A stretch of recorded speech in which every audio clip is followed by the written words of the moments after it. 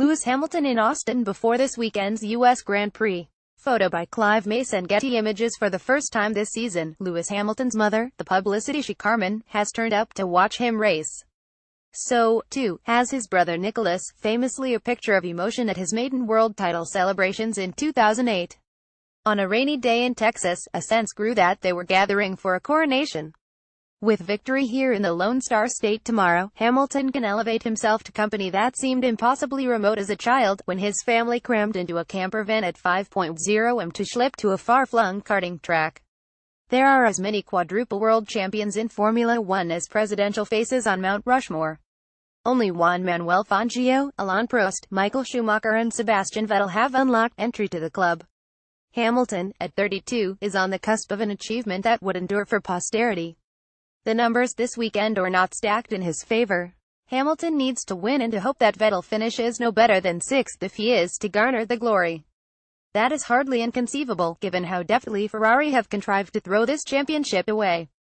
Vettel was 25 points clear of Hamilton after Monaco but has fallen to 59 adrift, thanks largely to a first corner smash in Singapore and a spark plug failure in Japan.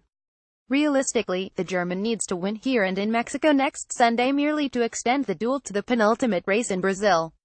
Hamilton, though, has arrived in Austin in no mood to be usurped, and he resented the notion that Ferrari had served up his latest silverware on a platter, insisting if I was to win this championship, I would say that I had earned it.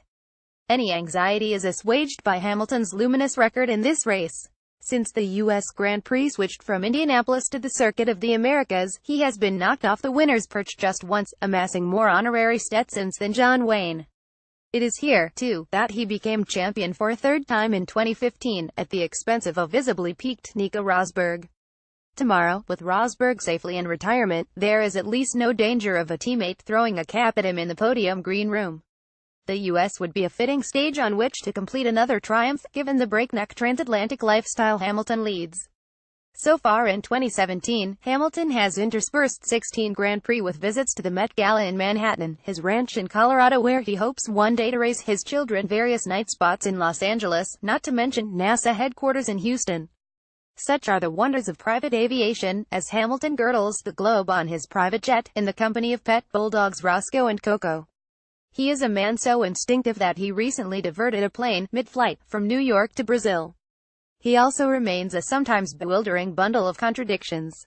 Hamilton has grown increasingly political of late, expressing support for NFL players' take-a-knee protests against racial injustice, and yet he has never so much as voted in an election. Try telling that to his role model, Barack Obama. Never groped a woman, someone I can personally look up to, he once said of the man who became America's first black president 2 days after he became Formula One's first black world champion. At a stump speech for the would-be governor of Virginia this week, Obama declared of the disaffected young, "It's great that you all hashtag and meme, but I need you to vote." Hamilton is a classic millennial in this sense, hyperactive on social media but disinclined to make his voice heard when it matters most. The presence of his mother and his brother in Texas, though, is a reminder of how far he has traveled from a council house in Stevenage, opposite a now derelict women's hostel. Even since his first title 9 years ago, Hamilton has softened some of his rougher edges. The moment when he tweeted Jenson Button's car data, as his former McLaren teammate has described in his autobiography, would be unthinkable today.